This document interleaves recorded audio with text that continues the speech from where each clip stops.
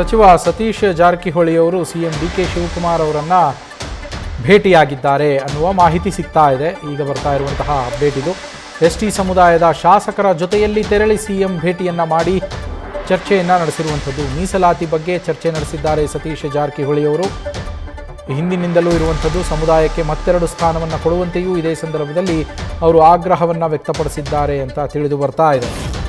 ST ಸಮುದಾಯದ ಮೀಸಲಾತಿ ವಿಚಾರ ಹಾಗೆ ತಮ್ಮ ಸಮುದಾಯಕ್ಕೆ ಇನ್ನೆರಡು ಸಚಿವ ಸ್ಥಾನವನ್ನು ಕೊಡುವ ಕುರಿತಂತೆ ಫೋಟೋಗಳನ್ನು ಗಮನಿಸ್ತಾ ಇದ್ದೀರಾ. ಡಿ ಕೆ ಶಿವಕುಮಾರ್ ಅವರನ್ನು ಸತೀಶ್ ಜಾರಕಿಹೊಳಿ ಅವರು ತೆರಳಿ ಭೇಟಿಯಾದಂತಹ ಫೋಟೋಗಳು.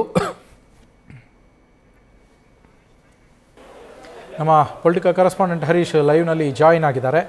ಹರೀಶ್, ಸತೀಶ್ ಜಾರಕಿಹೊಳಿ ಅವರು ಡಿ ಕೆ ಶಿವಕುಮಾರ್ ಅವರನ್ನು ಭೇಟಿಯಾಗಿದ್ದಾರೆ. ಈ ಸಂದರ್ಭದಲ್ಲಿ ಮೀಸಲಾತಿ ವಿಚಾರ ಹಾಗೆ ತಮ್ಮ ಸಮುದಾಯಕ್ಕೆ ಇನ್ನೆರಡು ಸಚಿವ ಸ್ಥಾನಗಳನ್ನು ಕೊಡೋ ಬಗ್ಗೆ ಬೇಡಿಕೆ ಇಟ್ಟಿದ್ದಾರೆ ಅಂತ ಹೇಳಲಾಗ್ತಾ ಇದೆ. ಏನೇನೆಲ್ಲ ಚರ್ಚೆ ಆಯಿತು ಈ ಉಭಯ ನಾಯಕರ ನಡುವೆ ಹರೀಶ್?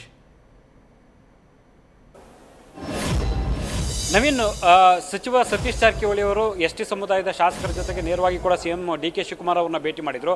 ಬಹಳ ಪ್ರಮುಖವಾಗಿರುವಂಥದ್ದು ಎರಡು ಬೇಡಿಕೆಗಳನ್ನ ಅವ್ರ ಮುಂದೆ ಇಟ್ಟಿದ್ದಾರೆ ಅನ್ನುವಂಥ ಮಾಹಿತಿ ಲಭ್ಯ ಆಗ್ತಿದೆ. ಒಂದು, ಎಸ್ಟಿ ಸಮುದಾಯದ ಮೀಸಲಾತಿಗೆ ಸಂಬಂಧಪಟ್ಟಂಗೆ ಪ್ರಮುಖವಾಗಿ ಸಿಎಂ ಡಿ ಕೆ ಶಿವಕುಮಾರ್ ಅವರ ಜೊತೆ ಚರ್ಚೆ ನಡೆಸಿದ್ದಾರೆ ಅಂತ ಹೇಳಲಾಗ್ತದೆ. ಜೊತೆಗೆ ಈಗಾಗಲೇ ಕೂಡ ಖಾಲಿ ಇರುವಂಥ ಎರಡು ಎಸ್ಟಿ ಸಮುದಾಯದ ಸಚಿವ ಸ್ಥಾನಗಳಿಗೆ ಭರ್ತಿ ಮಾಡುವ ಸಂಬಂಧ ಕೂಡ ಅವ್ರ ಜೊತೆ ಚರ್ಚೆ ನಡೆಸಿದ್ದಾರೆ ಅಂತ ಹೇಳಲಾಗಿದೆ.